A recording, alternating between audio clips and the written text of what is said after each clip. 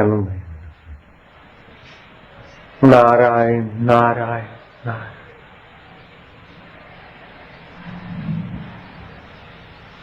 नारायण नारायण नारायण नारायण। जो पूनम व्रतधारी है वे हाथ ऊपर करें। सखा थे, कुछ कोई खास काम होता था या अंगत समाचार देना होता था तो उद्धव के द्वारा ही भगवान भेजते थे। इतने विश्वास पात्र थे।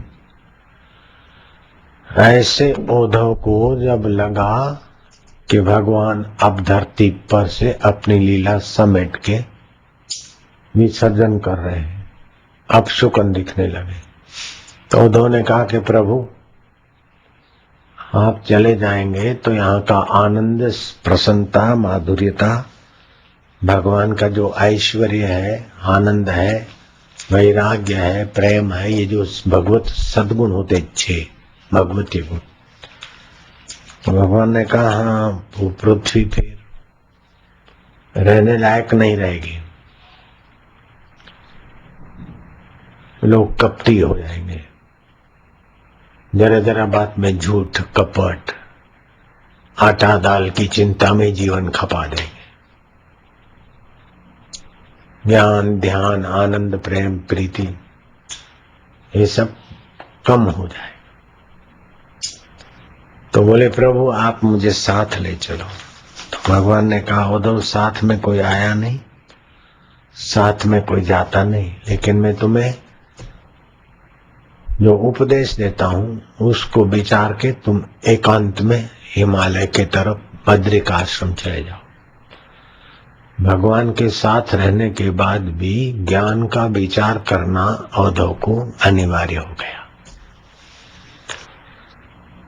उद्धव कोई साधारण व्यक्ति नहीं थे। बाल्यकाल में उद्धव 5 वर्ष के थे, माँ बोलती बेटा कलेवा कर लो नाश्ता।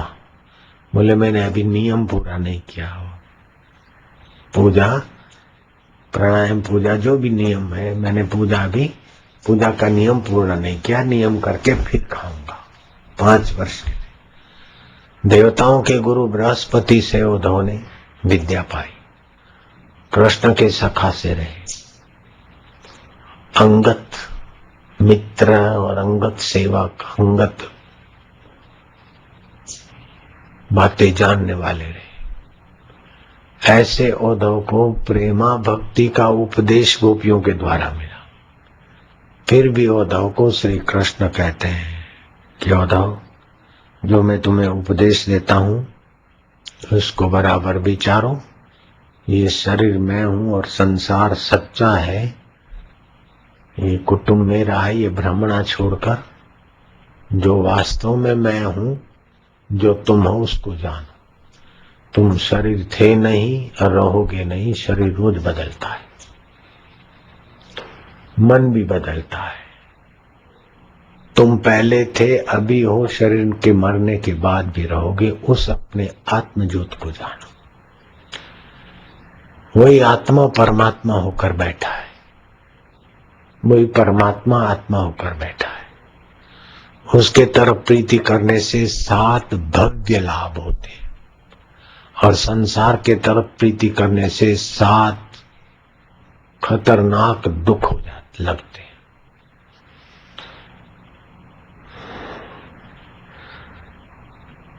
संसार की चीजें पाना है तो इच्छा मात्र से गाड़ी रुपया पैसा नहीं मिलेगा, उसमें प्रारब्ध और मेहनत चाहिए, तब रुपया पैसा डॉलर मिलेगा। लेकिन भगवान को चाहो तो इच्छा मात्र से भगवान मिलने का रास्ता खोल देते। तो भगवान इच्छा मात्र से मिलते हैं, संसार इच्छा मात्र से नहीं मिलता, मजूरी और प्रारब्ध और छूट जाता है। भगवान प्राप्त होने पर बिछड़ते नहीं और संसार का डॉलर रुपया पैसा कुछ भी मिला वो छूटे बिना रहता नहीं, चाहे देसी आदमी हो चाहे विदेशी हो, सब छूट जाता है। बचपन छोड़ना नहीं पड़ा, छूट गया। बचपन के खिलौने छूट गए, बचपन के मित्र और सारा शरीर का ढांचा छूट गया, बदल गया। लेकिन बचपन के पहले जो भगवान थे वो अभी भी है और बाद में भी रहेंगे मरने के बाद। तो भगवान शाश्वत है और शरीर और संसार की चीजें नश्वर है, प्रारब्ध पुरुषार्थ से मिली हुई दिखती है लेकिन टिकती नहीं। भगवान इच्छा मात्र से मिलते हैं और प्रीति से आनंद युक्त होते हुए मिलते हैं।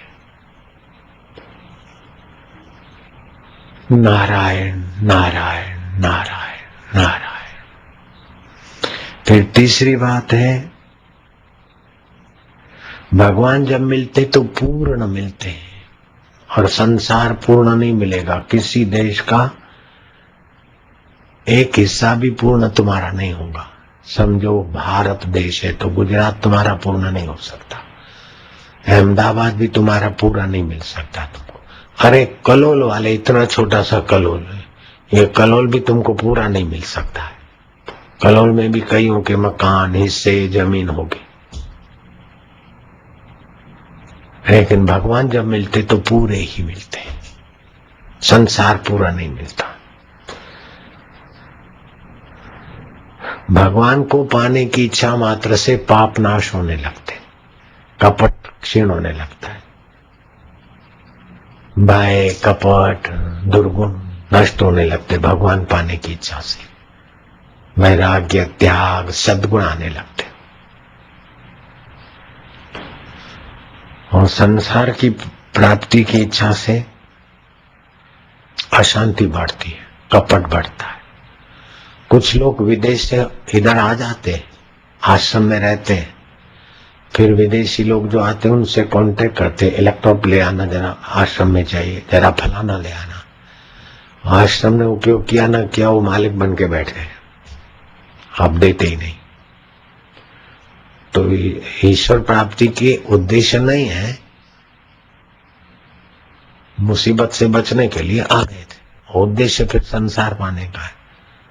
तो फिर आश्रम में आने के बाद भी उद्देश्य अगर ईश्वर प्राप्ति का नहीं है तो लोग कुछ भी करते रहते हैं।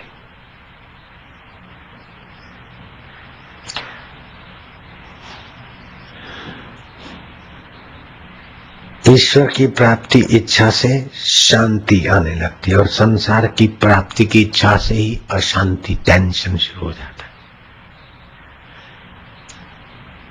गुरु के द्वार गए, भगवान के रास्ते गए, बोले हाश हम करिए नहीं, और संसार में गए आ करिए हम करिए ये होली અને લઈ જવાનું કઈ નહીં,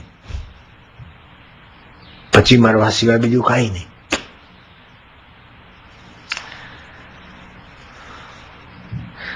भगवान का स्मरण करते करते अगर मर गए तो भगवान के स्वरूप में लीन हो जाएंगे, और संसार का स्मरण करते करते मर गए तो प्रेत होकर भटकेंगे कि चिड़िया होकर उस घर में भटकेंगे कि मकोड़े होकर आएंगे कि वहां के कुत्ते बिल्ले होकर आएंगे कि नरकों में जाएंगे। संसार का चिंतन किया तो राग भी भटकाएगा, द्वेष भी भटकाएगा, और भगवान का चिंतन किया तो राग द्वेष शांत होंगे, भगवान महत्वपूर्ण हो जाएंगे, तो भगवान के पास जाएगा।